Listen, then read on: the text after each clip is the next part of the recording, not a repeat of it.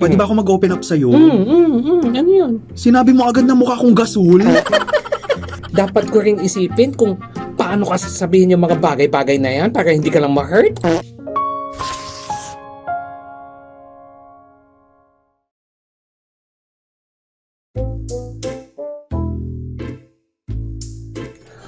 Hoy, Rika! Bakit ang tahimik mo, girl? May problema ka ba? Wala naman. May naisip lang kasi ako, Joanne. Alam mo, halata sa'yo. Para ka may dinadala. Kung may sasabihin ka, sabihin mo na, girl. Joanne, pwede ba ako mag-open up sa'yo? Ano yun? Alam ko naman kasi talaga na prangka kang tao. At minsan, kailangan ko rin yun para, alam mo yun, matauhan ako. Pero madalas kasi, friend, ang masasakit na kasi yung mga sinasabi mo. Nakakasakit? Yung mga sinasabi ko? Di ba, totoo lang naman yung mga sinasabi ko? Mas mabuti nga yung diretso kaysa pa-plastic-plastic pa ako. Oo nga, Joanne, gets ko naman. Pero minsan hindi ko na alam kung concern ka ba talaga o parang iniinsulto mo na ako. Tulad nung isang araw, excited akong ipakita sa'yo yung suot kong blouse na blue. Tapos, sinabi mo agad na mukha akong gasol.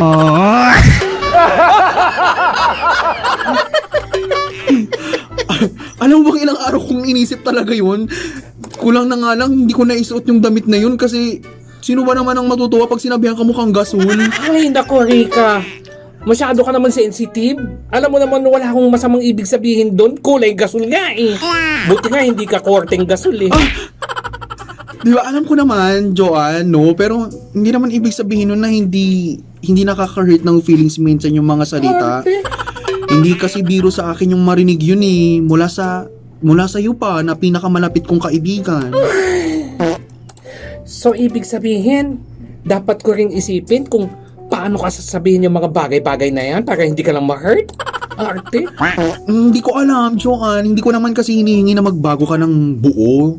O kung paano ka makitungo sa mga ibang tao. Gusto ko lang naman maramdaman na, alam mo yun, iniingatan mo rin yung damdamin ng ibang tao. Lalo na ako kasi kaibigan mo ko. Ayoko namang dumating sa punto na hindi na ako makapag-open up sa'yo kasi baka sabihin mo naman akong mukha akong gasol. Sige, gets ko na, pusong mamon. Pasensya ka na kung nakakasakit ako. Hindi ko talaga sinasadya. Hindi lang kasi ako sanay mag-filter eh. Pero dahil ikaw yan, pusong mamon, susubukan ko maging mas maingat. Super sensitive. Parang lumalabas sa ilong mo yun. Sige na nga. Thank you, Joanne, ha. Alam mo, hindi ko rin naman gustong mawala yung friendship natin. Gusto ko lang, alam mo yun, mas maging maayos tayo. Halika nga, akbayan kita. Sige na nga, next time, bago ako magsalita, isipin ko muna kung baka masasaktan ka. Kahit boses kang, apildit yung tangan. Pero huwag ka rin mahihiyang sabihan ako na kung sumusobra na ako, ha? Oo, Joanne, promise. O, pautang. Promise ka na.